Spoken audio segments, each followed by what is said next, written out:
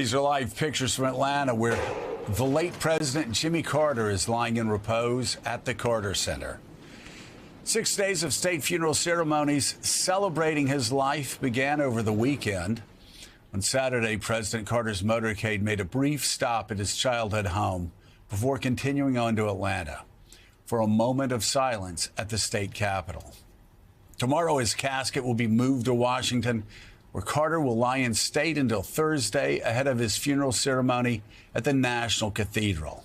From there, he will return to his hometown of Plains, Georgia, for a private funeral and a burial alongside his late wife, Rosalynn. And Mika, obviously, this is a family you knew so well. You would go over and play at the White House with Amy when you were 8, 9 years old. But you and your family remained close friends with the Carters throughout the years. And certainly my recollections of him while with you is what a lovely, wonderful man he was. And I may just add, what a patient man he was with your father. Absolutely. This is almost to the end a man who was completely dedicated to service and to God. And he held his Bible studies up close to the end. And yes, I had talked to my dad a lot about their friendship and the friendships that were made in that presidency. And I've been reading my father's book over again, Power and Principle, which is basically his 4 years of working with former President Jimmy Carter and how Carter managed people, how they managed their friendship, and it often was intense, and at times they would go play tennis or go running, and Carter would completely leave him in the dust. He was in very good shape, very physically strong as president. And something that stood out just in terms of former President Carter's devotion to service and to God. In the book, my dad talks about Pope John Paul II when he visited the U.S., and Carter got to spend a few hours with him. And my father got to know Pope John Paul II and had tremendous respect for him, adored him. And Pope John Paul II said to my dad that when he spent time with Jimmy Carter, it was as if two religious leaders were conversing, not one. So, John Meacham, you write in a new piece, quote, Carter was a great and consequential life, a life devoted to the highest of American ideals, the fulfillment of the promise of the Declaration of Independence at home and abroad. Tell us more about his tremendous legacy. Well, he's a remarkable American story to have come from the South, first Democratic president. He and Lyndon Johnson were these Democrats who came from the farthest reaches, when you think about it, of the Republic to rise to the pinnacle of power.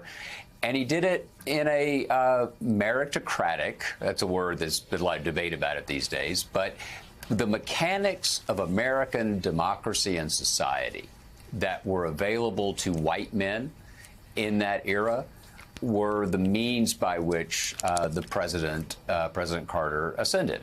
He went to public schools. He went to the Naval Academy. He served in uniform. He was in the state Senate. He was governor of Georgia just moments after, historically speaking, the civil rights movement, and comes out of nowhere, really, makes the Iowa caucuses into the Iowa caucuses, and becomes president in a, by the way, to connect what we've been talking about, in a very narrow win over a man who then became his friend, Gerald Ford.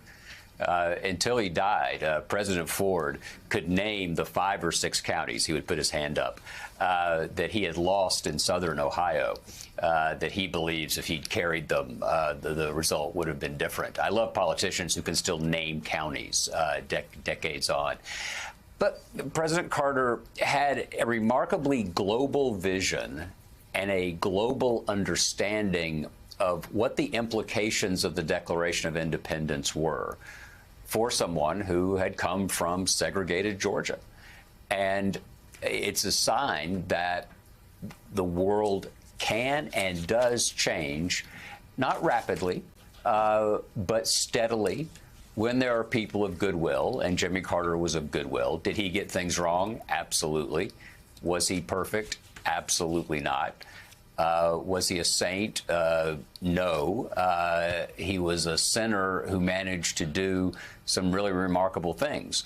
And sinners who do remarkable things, seems to me, are more inspiring than saints do, because I don't know about you, but I know a lot more of the former than the latter. Well, you know who else does? Jesus, like Peter. The sinner of all sinners, and denied him 3 times, and he said, Peter, you are the rock on which I am going to build my church. So thank God sinners have a shot at changing the world, and Jimmy Carter certainly did that. John Meacham, thank you so much, as always. Deeply grateful for you this morning. Richard Haas, first of all, an observation about Jimmy Carter that I noticed being around Dr. Brzezinski and President Carter at times. One is how different a leader Jimmy Carter was, and that he brokered dissent, active dissent. I have read through Dr. Brzezinski's memoirs, his diaries during the White House years, and at times you read it, Meek and I go, my God, how did Jimmy Carter keep Dr. Brzezinski in there? Because he was constantly pushing back and fighting him. In fact, in his office in Maine, he had a picture of Carter and him running and jogging, and Jimmy Carter's line was, Zabig, perhaps, that's it, that's the picture. Zabig, perhaps the one time that we were in step. You just don't see that anymore with presidents. They want it their way or the highway. But let's talk about Jimmy Carter for a second. Of course, his presidency remembered for Iran and the Iranian hostage crisis and miscalculations there. Let's talk about some other things briefly, because I'm fascinated that 1979 may be one of the more pivotal years in history, other than, say, 45 and 47 in recent American history. You had the Camp David Accords that ended a ground warfare for a generation in the Middle East. You had the normalization of China in early 79, which created the globalization era in which we live, for better or for worse. You had the Soviet invasion of Afghanistan and Carter's reaction, and more specifically, let's just say it, Dr. Brzezinski's reaction, not only that, but also to Poland. When solidarity came up, he came up with a porcupine doctrine that would have made it too expensive for the Soviets to actually go in to Poland, as they had with Hungary and Czechoslovakia before that. And then you had the Polish Pope and the week that changed the world when the Polish Pope went there, went to Poland, the rise of solidarity. And really, you can go back to 1979. And the first cracks, really, in the wall of the Iron Curtain began in 1979 with a lot of the Carter administration's policies. That, of course, history, of course, has overshadowed that because of the Iranian hostage crisis. But I want you to do 2 things here, if you will, for our friends watching this morning. I want you to talk about the Carter legacy, successes, failures, and all that we just talked about here.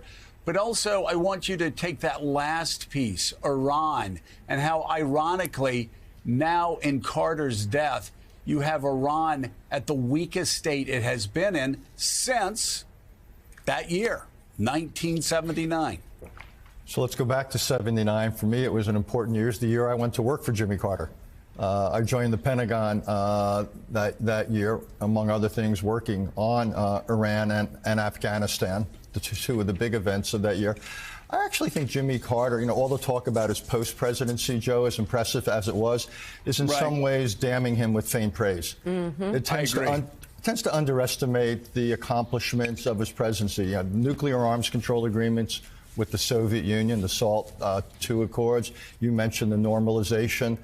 with China, Camp David, the Panama Canal Treaty, which gets criticized, but people who criticize it might want to keep in mind the fact that this canal has stayed open and operating, and we have had unlimited access at the same rates as everybody else ever since. We're not fighting a guerrilla war around the canal. So I actually think Jimmy Carter was a really interesting foreign policy person who, at one and the same time, was both an idealist and a realist. In some ways, if you think about him, he was the forerunner of Ronald Reagan. He put human rights front and center on the foreign policy agenda, but he was still willing to deal with regimes like China and the Soviet Union, which to me, what was impressive. And he, by the end, he was increasing American defense spending significantly. He understood that, yes, he was a man of peace, but he understood the world wasn't there. So, he went through the Camp David thing, but he jacked up American defense spending significantly. All of our military capabilities in the Middle East, what we now call Central Command, guess what? They had their origins in late 79, early 80 under Jimmy Carter and his Pentagon.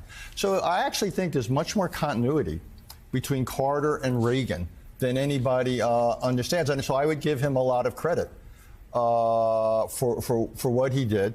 Coming back to Iran today, you're right. I actually think this is a remarkable moment. What the Biden administration is doing is handing off the Middle East to the incoming Trump administration, where there is more opportunity for progress than there has been in longer than a generation. And take Iran, which has been the principal problem directly and indirectly now for decades through its proxies. Given the loss in Syria, given that Hezbollah has been devastated, Hamas has been weakened, Israel can act militarily over Iran with impunity. What an opportunity for the United States to approach Iran and essentially say, look, we are done tolerating your support of proxies militarily. We are done allowing you to move ever closer to nuclear weapons. We are prepared to have an arrangement with you, a modus operandi, but only if you accept severe constraints on your foreign policy. If you're willing to do that, we can even talk about easing sanctions. But if you're not, we are prepared to use military force to make sure you do not get close to nuclear weapons and you cannot resume your military support of proxies. If there was ever a moment to introduce diplomacy backed by the threat of force, this is the moment. Donald Trump likes to think of himself as a deal maker. I actually think he has a serious opportunity here, Joe.